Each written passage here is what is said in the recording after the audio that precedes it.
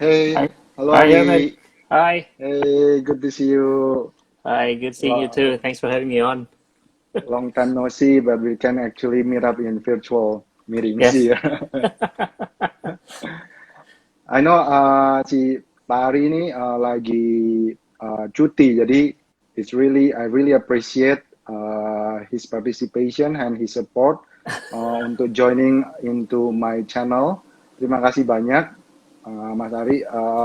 Mungkin saya tanpa Most welcome. panjang lebar ya, mungkin kita nanti kurang lebih our our discussion probably it will take like 30 minutes or 40 minutes, nanti Yep. tergantung flow in the flow, nanti kalau ada teman-teman Q&A bisa langsung tanya. Yep. Yep. So Mas Ari, mungkin sebelum ini saya coba untuk kita mulai dulu dari mengenai bagaimana sih pandangan dari Mas Ari terhadap startup dan Yep. teknologi company itu, role-nya in Indonesia itu seperti apa gitu.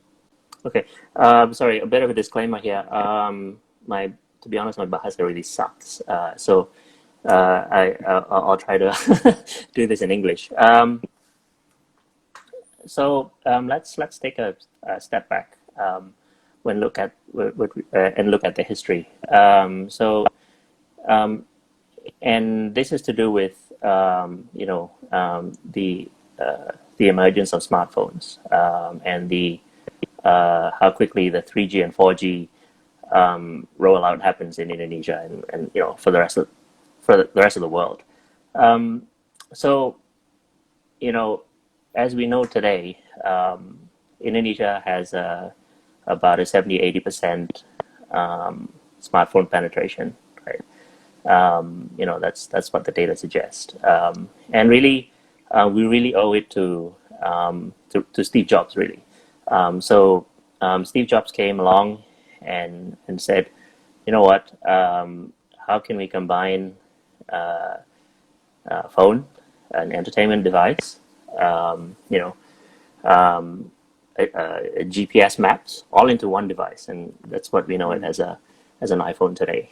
iPhone. Um, yeah. So then over time, there's an ecosystem of apps going through, um, and then beyond that, it was smartphones became more affordable with the introduction of Android systems, right? So you've got Hmm, Samsung and Xiaomi, joining the camp, and that really became the tipping point where you've got a lot of mass market users starting to use smartphones. hmm, But it was actually because of Steve Jobs that he had this first principle thinking where let's start from scratch, um, uh, having a having a smartphone, right?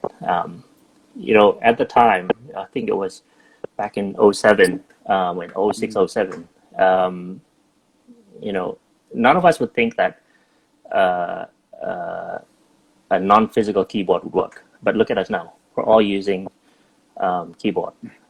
That's, it's not physical.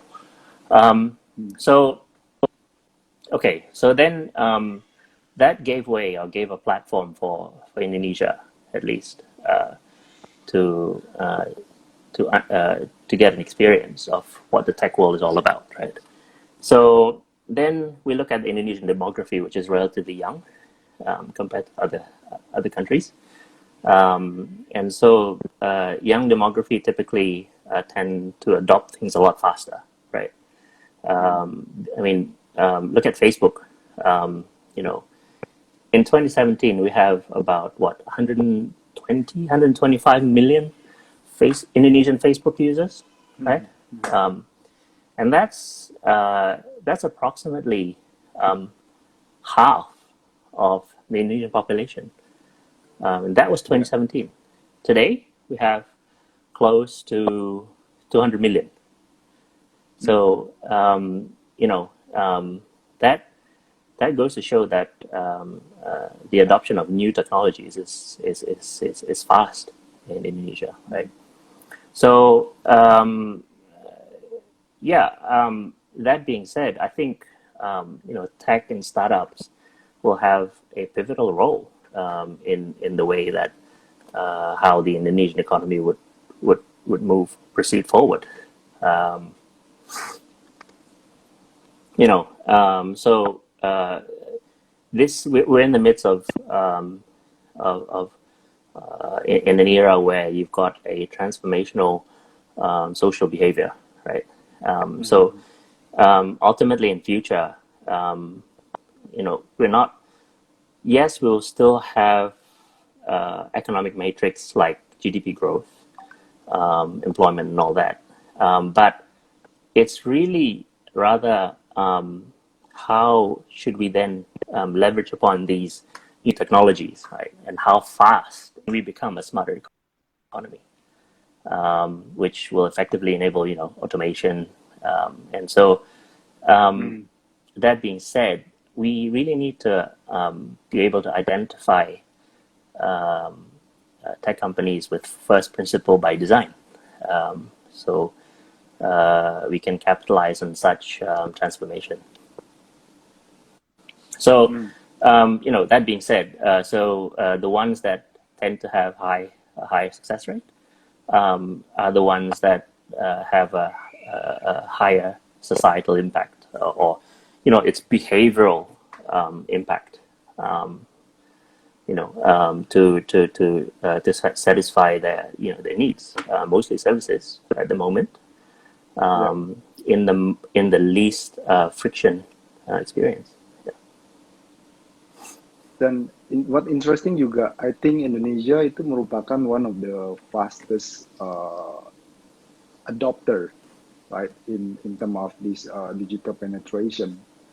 Despite of Right. maksudnya tadinya Indonesia kan known as quite probably kita emerging market dan kita relatively a bit lag behind, tapi yang menarik itu kenapa menurut Mas Arie itu bisa we can like leapfrog in term of this penetration and adoption. Is it because what unique about Indonesia consumer actually?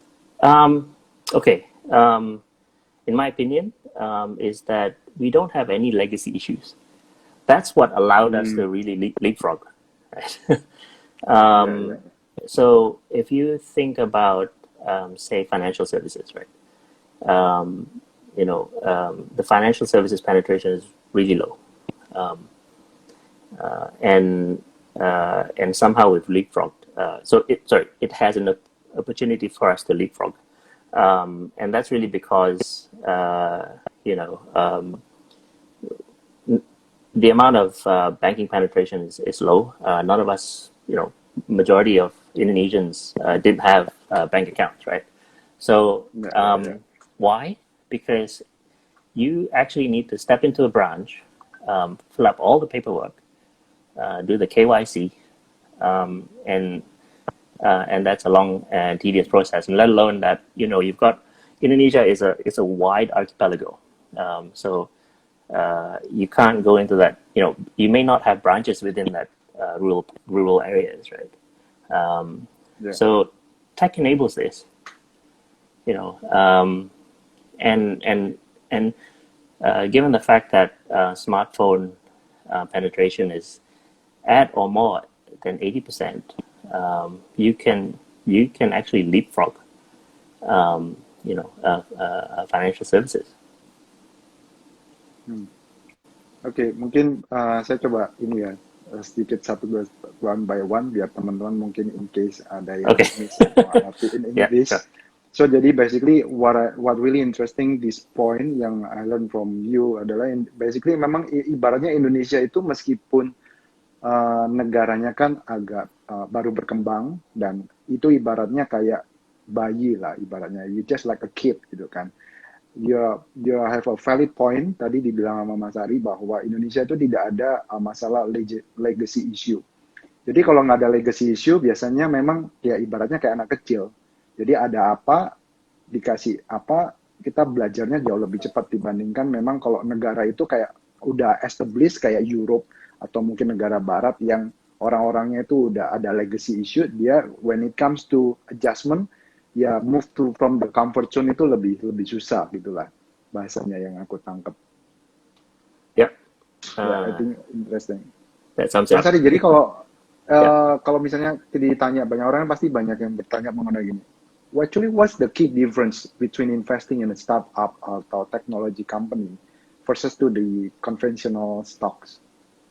Yeah, I think you really need to take a step back and really because um, you really need to assess in how much you actually believe in concepts, right? Because Hmm. basically there are three critical key differences. So you're investing in an unproven concept. So and therefore, how can you gain scale, right? And you also then focus on societal behavior versus making profits. So you know, as say a public investor, right? The first thing that everyone focuses on is how profitable is this business, right? And how can you make it more profitable, right? Um, in tech or startup, it's usually a new concept, so that would be an end result Hmm. as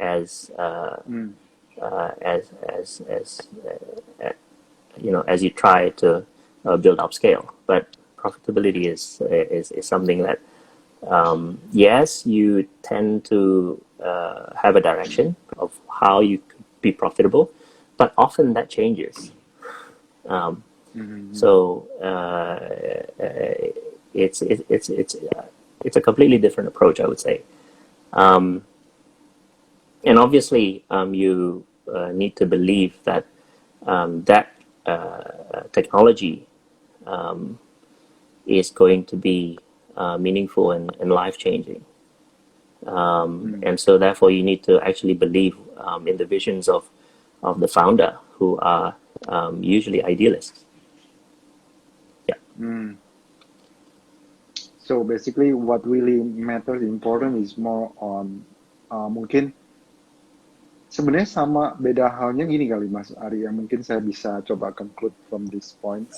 Basically kan when we invest in startup atau teknologi, it seems that we are on the same page atau kita di posisi yang sama dengan ownernya at the ya stage-nya kan beda. Kalau yang correct. conventional company yang udah IPO, relatively dia udah established dan relatively udah stable, profitability udah ada. Tapi this time round itu banyak orang-orang yang mungkin entrepreneur, techpreneur yang they have more long term vision and they want to have a impactful social impact yang significant and how to change and how to contribute social life, tapi kita at the Right, same page gitu kan basically. Jadi kita right, tinggal percaya masalah mengenai visi atau dreamnya dia dan seberapa dia memang bisa membantu productivity dan akhirnya eventually jadi scalable dan akhirnya at the end itu the long end goal-nya adalah baru profit gitu kan. correct. Yes. But to this stage, globally, you in terms of profitability, it's still relatively low in relative sense, Hmm. right? If you compare to the traditional, say, public listed companies. Hmm. Ini gue tadi mau coba share some slide ya, tapi kok tiba-tiba menunya nggak ada ya di sini. I don't know what have Okay. changed. Biasanya gue bisa berubah ini. Bentar. But anyway, it's okay lah. Tadi ada Yeah. mau beberapa share some slide biar teman-teman nggak boring related dengan ini ya. So, Yeah. from yang kalau kita tahu gini bisa dibilang what did we atau what most Indonesian investor miss about this development atau about this investment trend, Mas Ari? Mungkin bisa give some feedback. Okay. Most would think that, oh, we missed the boat, we miss all this trend. But let's not forget, everyone. I think a good 95, 98% of us have actually experienced the the tech revolution, right? Hmm. We've experienced it, and that's really the point of of tech, right? How does it change your life, right? Take example, when you get, see, the core need for you to get to point A to point B, right? In the past, you used to be able to have to go out there on the street, hail a cab, or hail a ojek. Yeah. Then all of a sudden, the apps ride hailing tech companies come to the market, right? And they go, well, all you need to do is grab your smartphone, type in the destination that you want to go to, and then either a two-wheeler or a four-wheeler will be right there waiting for you in front of you. And it allows you to enable live tracking of where that two-wheeler, four-wheeler is. So, and when you get hungry at night, you used to be able to go, oh, I have to go somewhere, queue for food, get food, come back home. Probably by the time you get home, you lost your appetite because you have to go through all that. And in Indonesia, we all, in Jakarta especially, with all the traffic, right? Then there's GoFood and GrabFood, for example. Right? All you need to do is it simply clicks away, and then all of a sudden you get a doorbell, and there's your food. So I really don't think it's fair that we've missed, or most investors have missed out the tech trends, right? We experience it every day, and it's this kind of society behavior impact that that goes to show that these new technologies are a success, because it everyone or the audience adopted at a really fast rate. I see. Yeah, I think mungkin memang in term of our daily life, mungkin emang orang Indonesia we are one of the fast adopter, dan kita memang benar kayak Mas Arie bilang bahwa kita nggak telat lah, relatively, bahkan kita relatively even faster compared to other countries gitu kan. Correct. But probably in term of investment, cuma masalah mungkin we still lack of option kali ya, karena memang a lot of ini kan larinya ke luar negeri gitu kan. That's why I think it's a matter of government how to have to give some incentive to be available for anyone gitu kan. Look, given this transformation, not only in Indonesia but across the globe, I wouldn't be surprised that the next investment themes going forward in the next 5 years would have some tech-related element that you need to consider. And by the way, Indonesia is not exactly behind the rest of the world. I've been to countries that still shows challenges that going from the example that I need food now within 15-30 minutes, and in some countries I still can't get that, and these are developed countries. So when we think that Indonesia is emerging, we're behind, tech-wise we're not. Yeah, correct. I think so one of these developed country itu juga I would say it's Japan, one of them. When I went there juga I was quite shocked. I think that's balik lagi to your point, mungkin masalah legacy. I think that's one of the issue, legacy risk. Yes. Yes. That's why waktu gue di Jepang pun gue juga agak surprised. This is the developed countries, tapi in term of tech ininya dia relatively in term of smartphone, apps, dan itu ya, relatively memang jauh left behind sih dibandingin di Um, Indo ya namanya. yes, and that's because they have incumbent players that try to hold on to their legacy business models, right? In Indonesia, it's really thanks to the large majority of people that has say two-wheelers, right? Ya, ya, ya. What was then a depreciating asset, non-productive asset, meaning you buy a vehicle and it tends to depreciate over time, right? And it becomes a cost to you. To something life-changing that allows you to earn money. Think of the societal impact on that. It allows you, it allows more freedom or more choices, I would say, for society to earn money. This is another interesting point, Mas Ari, and I learned also.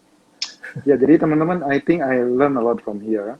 Jadi masalahnya tadi yang ini, I think saya jadi belajar gini, berarti bahwa tech company atau digital development itu jauh lebih ampuh atau jauh lebih optimal memang di negara yang berkembang, karena memang tujuannya tech itu lebih untuk orang-orang mass market gitu kan.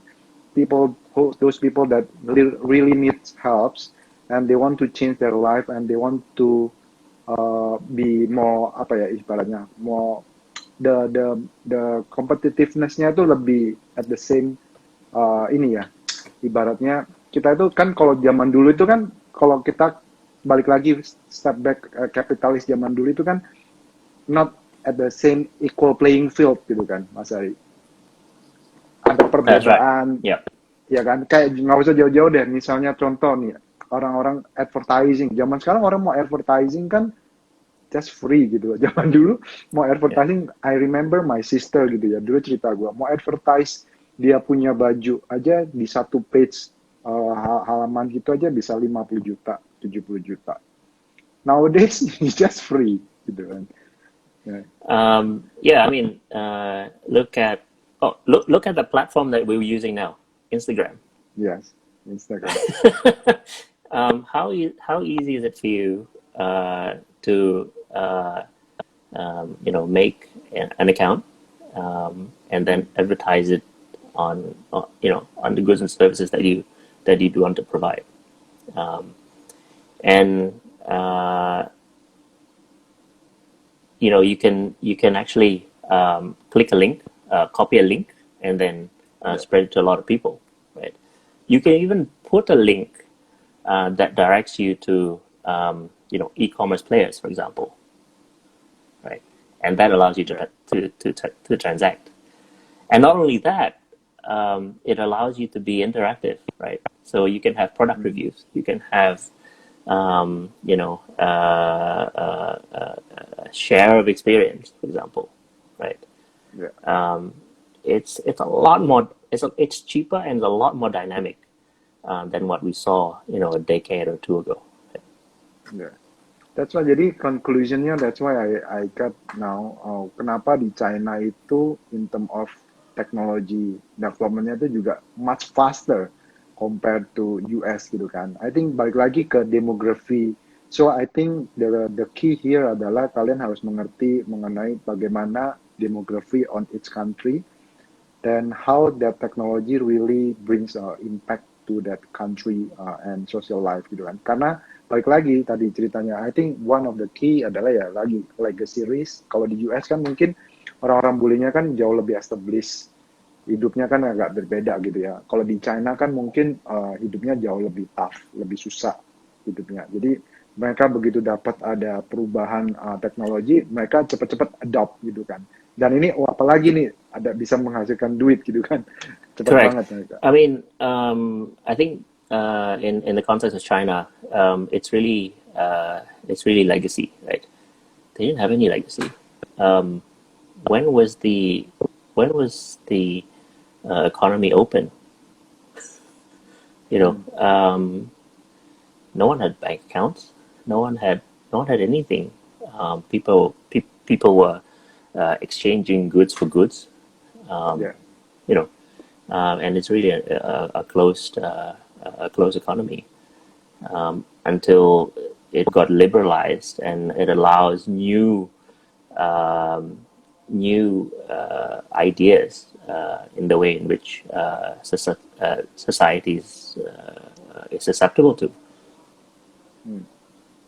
Mas Ari, ini my next question ini related dengan this is currently happening a new normal trend of uh, post tech digital revolution ini kan Yeah, affecting the era of negative yield gitu ya. yeah, And how dan I think ini banyak orang juga mulai pusing kan. Dan which is ini mulai affecting the yeah, basic yeah, theory of finance. How yeah. do you see that, Mas Ari? Udah, Um, bro berasa ngambil CFP jadi nggak guna, Mas Ari. I mean, yeah, so negative yield, lower yield. It's really allowing access for capital to at least a portion of that money supply to be invested into something that's longer term in horizon. Um, and it's actually forcing people to think of new ways to make money, right? I mean, you're probably a lot more expert in terms of economics theory, but without going into too much details, where it's it's eroding the value of money, and and you're trying to beat inflation, right? Tech by nature is actually um, a deflationary sort of tool, I would say, because with tech it allows for a much leaner business models, much less friction, and simply a lot more efficient. So this, at the end of the day, the pricing that you get to the end customers is actually a lot less to the traditional way, because the traditional way tends to have a lot of processes, a lot of it's heavy on assets. That I mean, those assets will need to get paid for,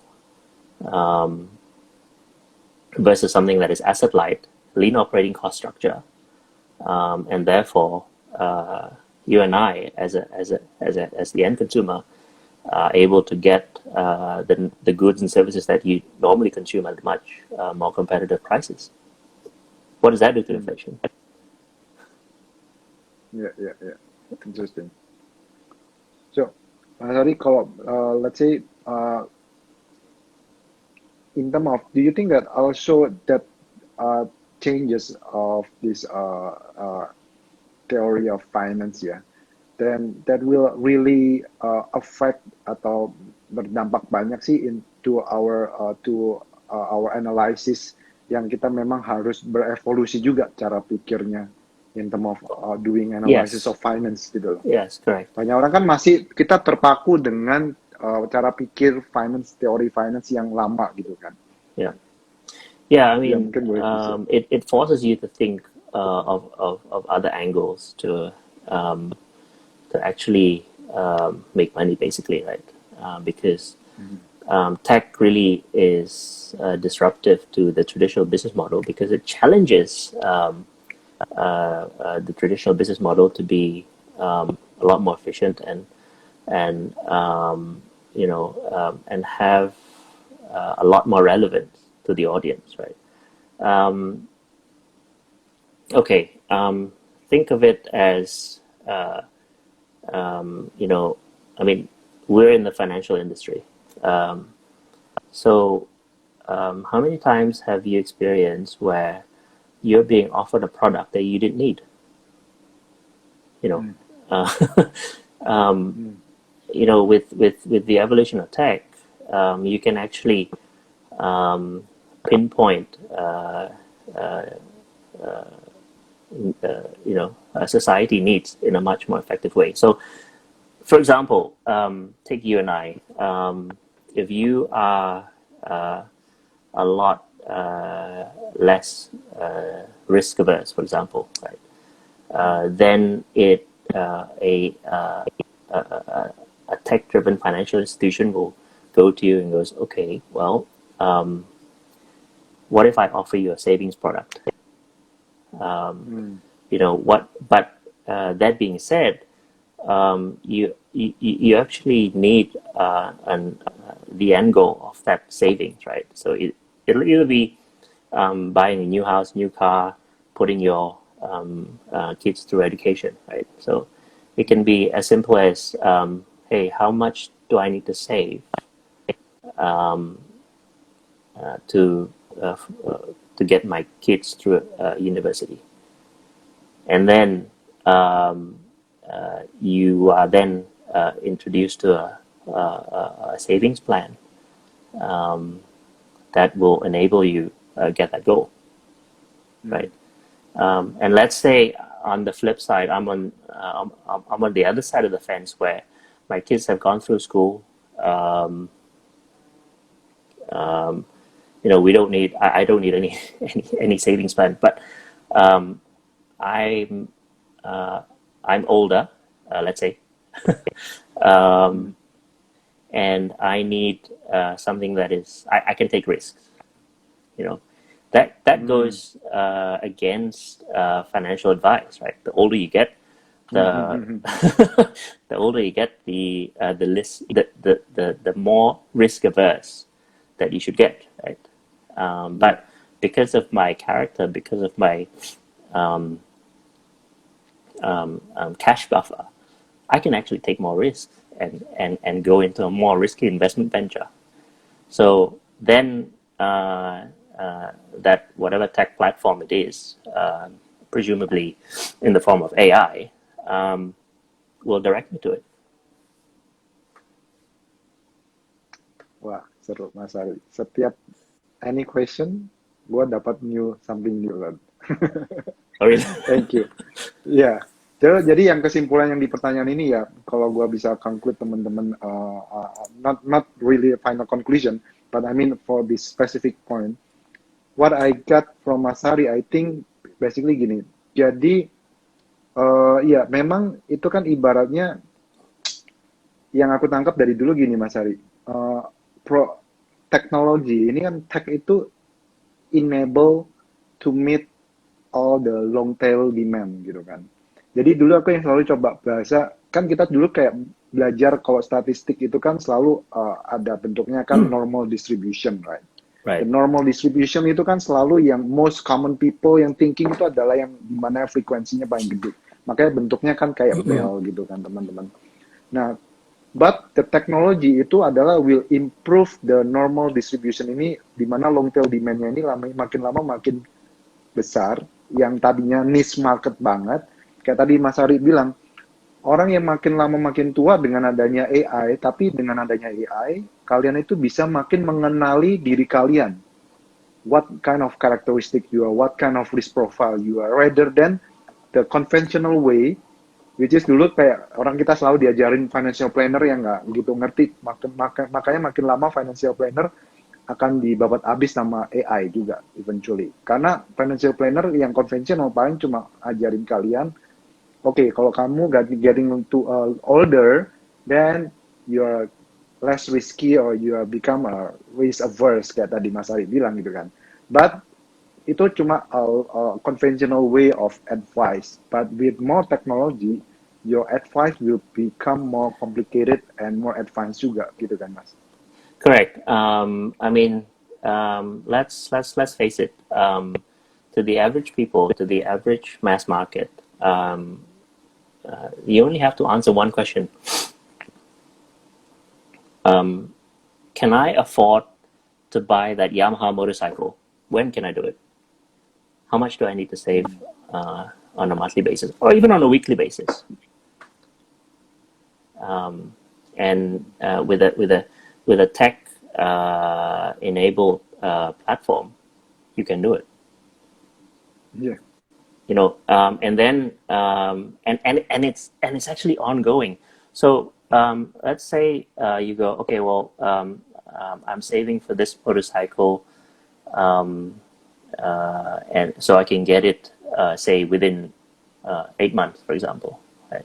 Mm-hmm. And then you walk into to a phone store, and then you go, oh, you know what? That's a new phone. I want to buy it. You can simply ask, can I afford it? Then the output is you can, but you're gonna get your motorcycle a lot longer. Which one do you want? Jadi You know, kan jauh lebih clear ya. yeah. So it's financial planning that is actually real time. And that's enabled by tech, enabled by AI, and AI would even identify the frequency of you going into that new phone store, and it tries and it'll try to adapt to that and go, perhaps send you a reminder, hey, you've got you're still trying to save up for a new motorcycle. Ya. Nggak berasa udah 40 minutes. Oke, last question Mas Arie sebelum teman-teman kalau ada ada pertanyaan boleh tanya ya nanti. Ini sudah pertanyaan terakhir. Sorry, I'm really trying to summarize everything into such a short time frame, but it is actually a lot. It requires a lot more deep dive. So I'm just really just skimming the surface here. Yeah, it's okay, Mas Arie. Ntar aku coba have to summarize it. So, what do you think on Indonesia should be preparing or need to improve that the big tech company are ready to be, let's say, listed in Indonesia? Like let's say from us as a retail or as an investor, what should we be prepared, or what will probably the government may, let's say, learn from other country? What can we do, or what the government can, or the regulator can do to improve that? Yeah, I mean, tech tends to be moving at a lot faster pace than anything. So I think, sidetrack a little bit. I observe tech from a disruptive angle. During back then, when we were looking at the consumer behavior, right? What could potentially disrupt it? What's all these tech companies? They're losing money, and they can forever lose money, really. So I started from that angle. Trying to find out really the inconvenient truth. And so then you try to understand, something that's what is this disruptive animal, and you try to deep dive on each and individual one of them, and does it possess a threat or a challenge to the traditional business model, as I mentioned earlier. So I think what you, as investors, what we really need to assess is that are these tech companies starting from scratch? Are they starting from zero? And usually the ones that actually are the more successful disruptors are the ones that started from scratch. Those companies that have that, say, for example, a financial enabler, for example, right? Like what we saw in China, and financial, they're not a bank, but they're much larger than banks, than the traditional banks. Yeah. you know. So that's just one example um, of looking into something new, and we also need to if you're used to investing in something more mature, more profitable, then you should ask yourself, if I'm investing in something that's profitable, how sustainable is this profitability given on what's happening around you? So it's more of a competition or challenges that you could potentially see in your current business model. Yeah, interesting. So itu memang orang berarti basically we have to learn how to see things a bit longer, to see rather than focus on the short term, and to see the sustainability of the business model. Jadi memang I think what really interesting, makanya kenapa nggak semua orang itu bisa invest in tech or startup, karena balik lagi ya, I think itu balik lagi ke jiwa setiap orang. What I learn ya Mas Ari ya, balik lagi ke Yep. jiwa setiap orang, your understanding about business model. Like kalau kalian memang nggak begitu ngerti, nggak begitu into, atau nggak begitu passionate about business model, kalian pasti akan susah berimanya. Tapi when you are passionate about the business model and about the vision of the owner of the or the CEO of this company, then you will try to understand and you want to be at the same boat sama this owner. Oke, gua percaya sama owner ini, visinya oke, gua nggak apa-apa deh, satu perahu aja, ya udah tenggelam bareng, tapi kaya bareng gitu kan. Yeah. I mean, Mungkin. okay. One of the the early mistakes that I made, when you start analyzing and meeting companies and all that, is that you would straight away jump into profitability. You would jump straight into the numbers, and that was my number one mistake. Without appreciating how much of a value this business model design is bringing, and what is the vision going forward. Yeah. More likely, when you drill down to that numbers, yes, I'm not saying numbers aren't important, but they tend to be backward looking more than anything. Yeah. Yes, it's important to understand why the numbers are in such a way and where it is today. But when you look forward, numbers will just come through and really a matrix of how successful you are. Great. Really interesting. Thank you Mas Hari. Bentar, aku ini ada yang tanya kayaknya. Oh, okay. Sure. I can't see questions on my end, by the way, so. Ini ada pertanyaan. What are the interesting nascent tech verticals you are looking to invest currently? I'm not sure whether you can answer ini. Is it something that you can answer or you cannot? Ini, Mas Ari. It's okay. Yeah, I can be quite general about it. But a couple of things. I would look into along the lines of empowering SMEs or the so-called warungs, and how to actually formalize that. That's one. The other one is how could we change the way we educate people? Is it through formal classrooms? Is it through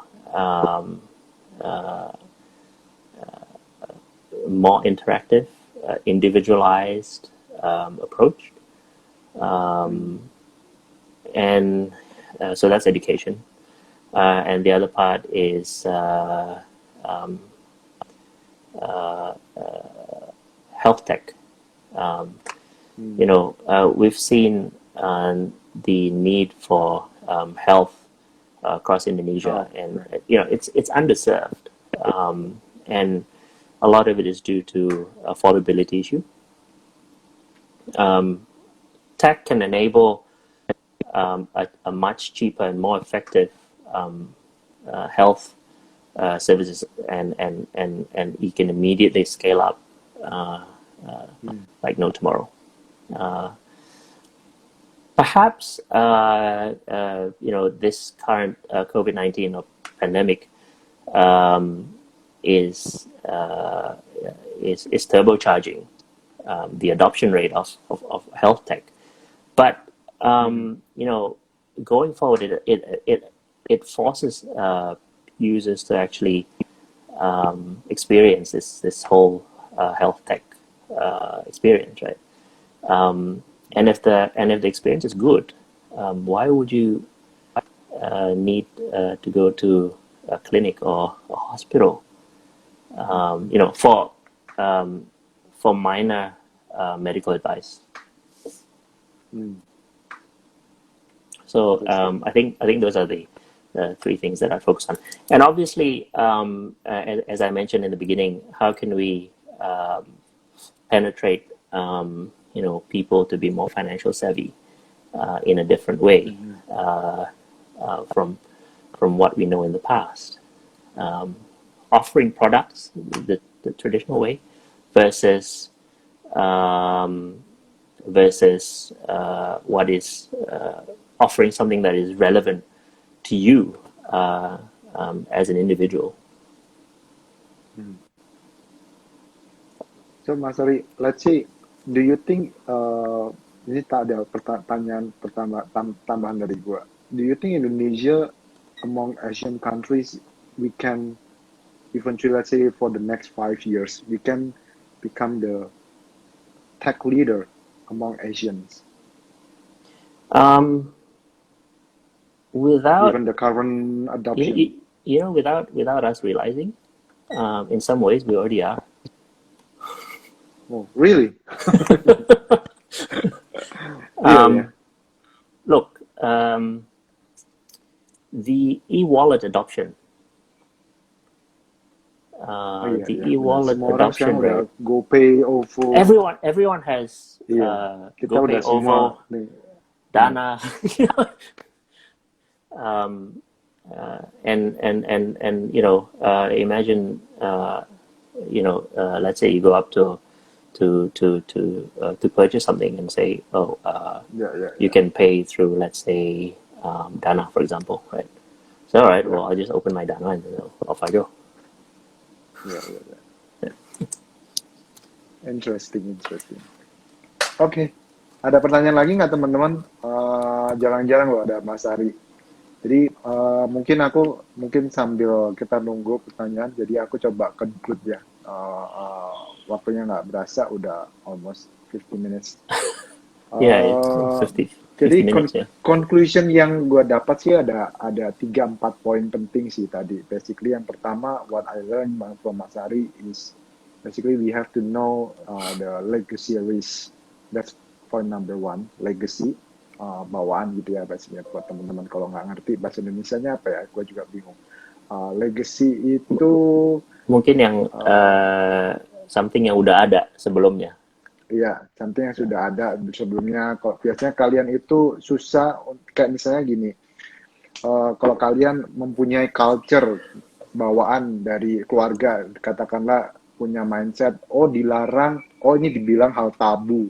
Nah itu kayak legacy gitu ya. Jadi pada waktu ada perubahan yang baru, kalian akan berusaha untuk susah menerima gitu ya. Nah itu pertama, dan itu yang sangat berpengaruh. Poin yang kedua adalah in terms of demography profile, what I learned is that the poorer the country atau the emerging the country atau semakin berkembangnya suatu negara, apalagi di saat COVID ini, maka itu akan mempercepat enable the adoption, karena makin banyak orang yang haus akan how to make money and how to be more productive and how to be more competitive gitu ya. Itu yang poin kedua. Dan yang poin ketiga yang I got from this message adalah ya basically tadi itu yang dengan adanya kenapa makanya fokusnya orang itu at the end of the day adalah financial inclusion in term of tech, karena financial itu at the end of the day itu kayak gini ya. Dulu yang aku belajar Mas Ari, currency itu sebenarnya ibarat kayak agama, ya kan? Dulu aku belajar itu satu hal.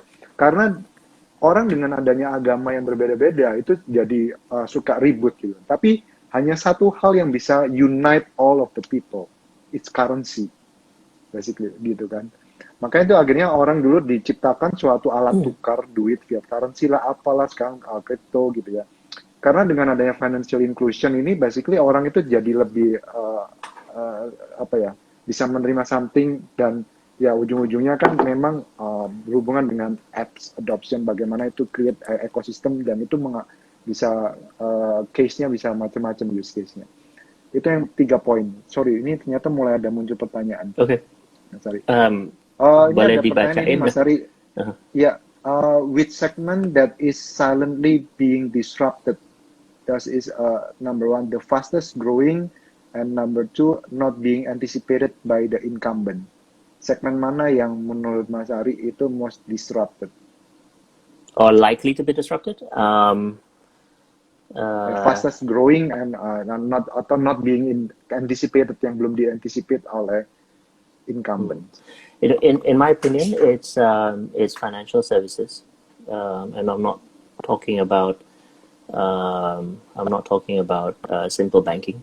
I'm talking about the rest of financial services, whether it be wealth management or even insurance, for example.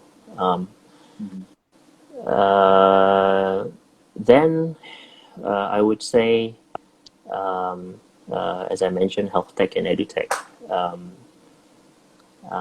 And that's really because of, when, let's say edutech, for example, right? You need a physical building, you need a physical infrastructure, and that's really expensive. With the tech enablement of smartphones, you can pretty much bring any content that you want. I mean, if the internet allows you to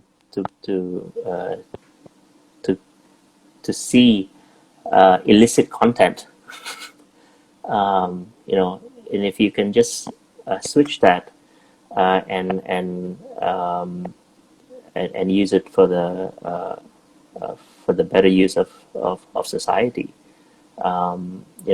education can fulfill that quite rapidly. And I'm not talking about the formal education, like math, English, and all that. I'm really it also covers vocational stuff, like how do you fix your car? If you're a mechanic, how do you fix a Toyota, and how do you fix a Honda, for example? It really allows that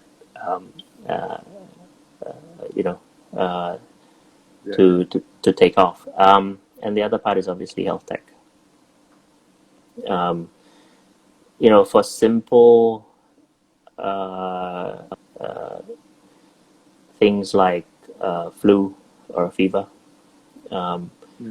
you can, and if you think that, I think I need a prescribed medicine for it, and I need a doctor consultation for it, you can effectively do that. And obviously in health tech, there are other verticals, like there are companies out there that produces devices, say for heart those patients with heart conditions, you can have that device next to you for a subscription. So you don't actually need to own the asset. And then your cardiologist, for example, can get your heart-related data real time. So I think, and I think one of the disruptors that is so-called silently disrupting is actually EV. You can argue that Indonesia doesn't have the infrastructure, et cetera, and but the fact of the matter is, EV does have a severe impact to your after sales. You don't need to service EV to the supply chain. You don't need to consume oil filters.